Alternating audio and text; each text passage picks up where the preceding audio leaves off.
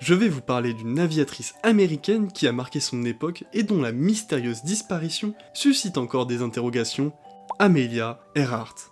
Elle naît en 1897 au Kansas, mais sa famille part s'installer à Chicago où Amelia y étudie. Mais n'ayant pas assez d'argent, elle ne poursuit pas ses études et commence un travail dans le social. En parallèle, Amelia découvre l'aviation. Elle rejoint une association et participe à des meetings, des compétitions ou encore à des vols de démonstration.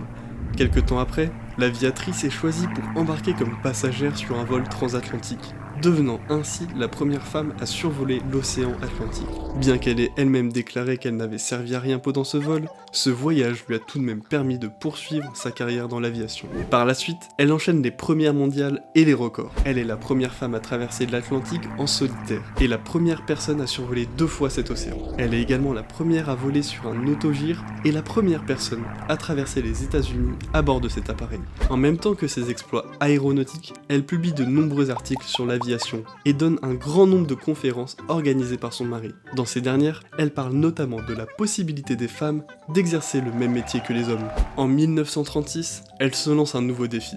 Effectuer le premier tour du monde au niveau de l'équateur à bord de son nouvel avion. Lors de son voyage, Amelia est accompagnée par Fred Noonan, et ensemble, ils effectueront plusieurs ravitaillements avant de décoller pour l'avant-dernière étape de leur voyage. Mais l'avion n'atteindra jamais cette étape. Des messages radio indiqueront qu'Amelia et son coéquipier n'ont pas réussi à trouver le point de ravitaillement, et sont tombés en panne sèche. L'avion a disparu au milieu du Pacifique.